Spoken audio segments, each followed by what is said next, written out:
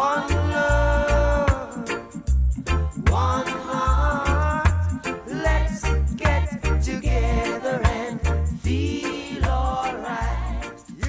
Hey, thanks for joining me again today as part of this Love Revolution, this 21-day challenge to really changing the way, not just how we love, but how we live life. And if you're just now picking up, we're a week into this, go back and start at day one and get yourself caught up.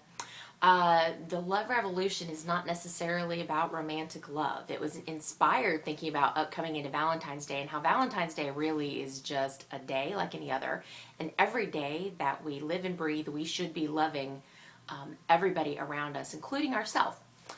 Today, though, I want to talk a little bit about the power of our words. Words are extremely powerful. We talked a little bit a couple days ago about, every day, every moment that we have, every status and every post that we make in this digitally connected world of ours is our platform, it's our microphone, and it's an opportunity to change the world, change the people around us just with every word that we use and say and the attitude with which we say it, right? But today I want to talk a little bit more about the power of the words that we speak over ourselves and the people around us, specifically thinking about changing our vocabulary.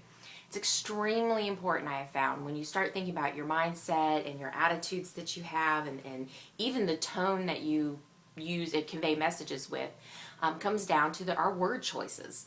And it's very, very easy to get into that pattern that we've always been in, and I'm getting ready to use this as an example, the always have done. How about the always, the nevers? The big blanket statement words that we use are really called cognitive distortions, and we are then in our mind saying that this always happened or this never happens. We're always in these extremes, right? So pulling ourselves back out of that and starting to, and by the way, this is very difficult. It requires a lot of practice and it takes time. It is a process to create any level of change in our lives, but changing our vocabulary that we think, and it will happen the more that you actually are intentional about changing and swapping out words in your day-to-day language, you will become more and more comfortable. What you will also see that is as you start to make these changes, you're going to start seeing your perspective shifting. You're going to start seeing how your heart opens to people and to the world around you. And you're going to start seeing just how you choose to walk your life out every day. So one of the biggest ones, your challenge for today, is not just to think about all the words that you're choosing. Eliminate the extremes. Do not focus on negative words. Oh my goodness.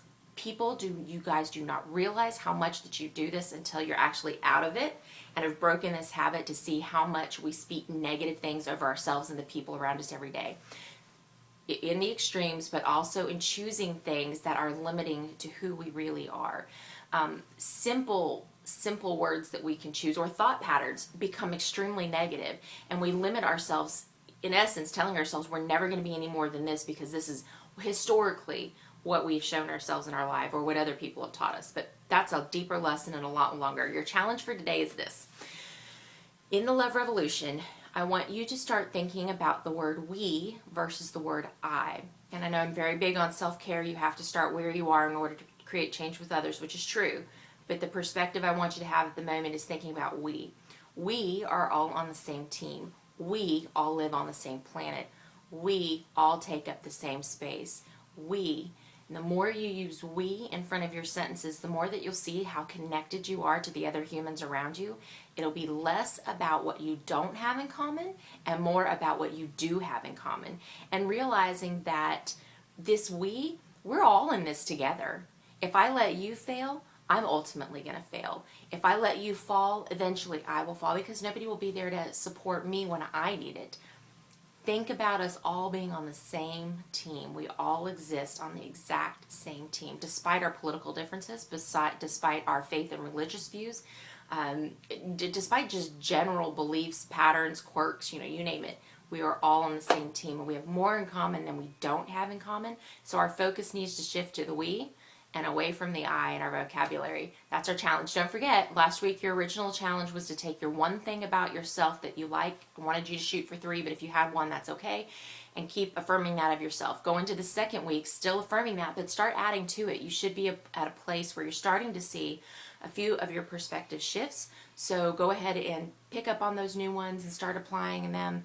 And then also add in today about the we versus the I. Hear the children crying.